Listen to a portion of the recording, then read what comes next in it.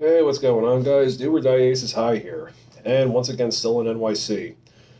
So, there's not really a whole lot going on in Times Square right now. I actually went out there and, what was it? I didn't even bother getting any pictures of this, but a couple of like stuntmen or something, and to be honest, it kind of just looked like an excuse to ask everybody to pay $20 to stand there, so that wasn't happening. Anyways, whew. I figured I needed a break from walking around out there, so I hopped a rickshaw and got back to the hotel room, and thank you, Sutton the Magician, for sending this. Got this a while back. I don't know why it took me a while to pick it back up and finish reading it, but I needed a break from the city, and wow. Just wow. But before I get into that, so yeah, for anybody that's never seen how it is in the city, you go out there and anything you can imagine that you want is probably somewhere. Case in point, I go out the door, and let's see, what was I? All right, I was hungry. Okay, so I get out the door to a hotel, 100 feet down the road. Now I got Indian food. Okay, another 100 feet. I thought it was cold drinks in this one place. I walk in, they go, "No, we don't have cold drinks. We're actually a cologne store, but I'm sure you got Dracar Noir." So I went and bought that. Then they go, "No, the next door over, that's cold drinks." So I'm not even kidding. You could literally be going down the street like a mile walk, and by the end of that mile walk, you probably will have a whole shopping bag full of stuff. At least if you intend to do something like that. Uh,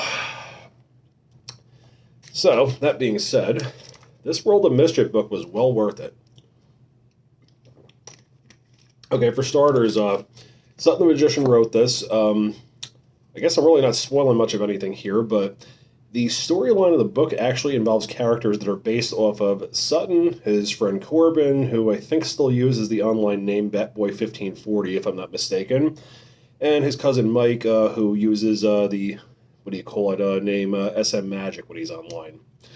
I kind of figured that when I was getting close to the end of the book that maybe some of it was autobiographical in nature, and well, that was part of the twist at the end. So now, with World of Mischief, you basically have a guy named Draco. From third grade, he's friends with a guy named Dexter. And, they kind of they know each other real well. Neither of them really have all that many friends, and kind of get to the point where they can tell each other, just about anything. So eventually, a little bit into the book, Draco goes and tells Dexter, he goes, "I don't know what's up with this, but I go to sleep and I'm going into the same dream every night, sort of, but it's kind of odd." He starts talking to Dexter about it. He goes, "Yeah, I basically get into this place called the World of Mischief. I now got to deal with this overlord who's evil, who kind of runs everything."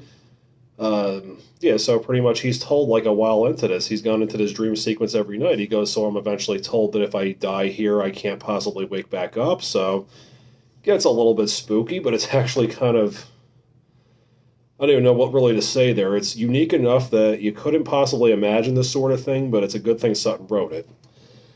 So yeah, he and Dexter, they're fighting a little bit into the book because they had a sleepover. Dexter now finds out about these weird dreams that Draco is having and makes the mistake of accidentally saying it to other people at school. They get into a fight, and pretty much after the fact, Draco and Dexter, Draco is now brought down to the principal's office, who, kind of tries to sort stuff out here.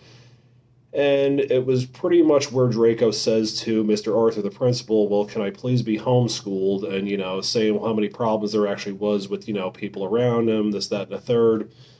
Principal does actually take him under his wing and has him, doing schoolwork right in his office all he wants all day and stuff.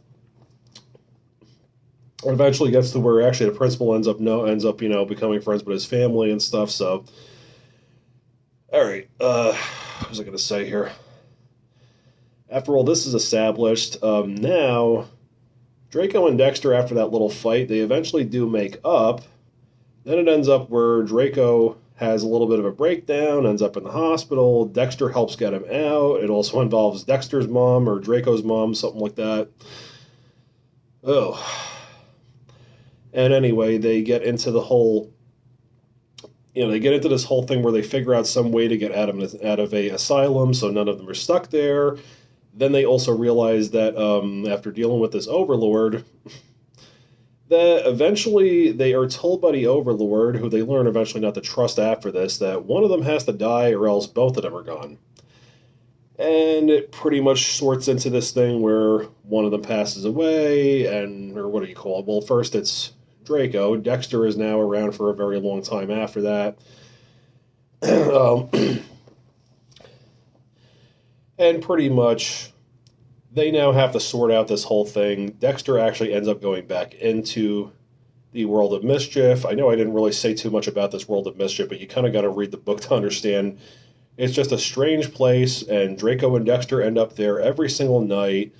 Eventually, Mr. Arthur, Julia, who's Draco's mom, like, they all end up in there at some point. Little by little, you got one person after another that is now chained to the ground for 5 years at a time down there.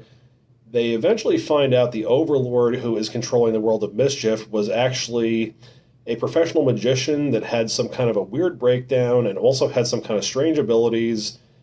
And as strange as this sounds, the whole World of Mischief thing is only happening because a deck of cards that belong to this evil magician is now still circulating. Because it actually does, there is a point in the book where they mention that, when it was Draco's 10th birthday, Dexter had given him a deck of cards that he got at a magic shop somewhere.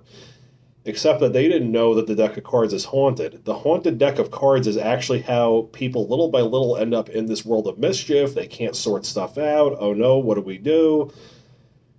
Further into the book, you now have, just Dexter around because Draco had actually killed himself because they thought that, one of them actually had to die for the other one to be okay. Dexter goes back into the World of Mischief. They end up meeting the leader of the universe, who is now their liaison, who helps them beat the Overlord. And they also in the book it mentions that Draco wants to be a magician when he grows up, and Dexter wants to be a movie producer. Well, let's just say their dreams do get fulfilled throughout the book, and Dexter and Draco even end up with a summer camp and stuff because they were kind of troubled growing up. You'll see that if you read the book. They were both kind of troubled growing up. They now want to kind of get back to society, so they do that.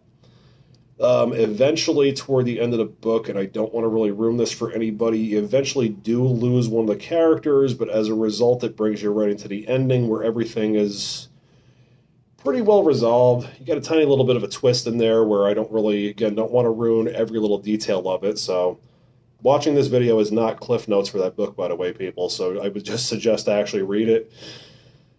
It was totally worth it, and I mean, think about it. Sutton the Magician, all the way in Iowa, managed to write a book that got me away from the hustle and bustle of the city down there, and book was actually better than Times Square right now, so.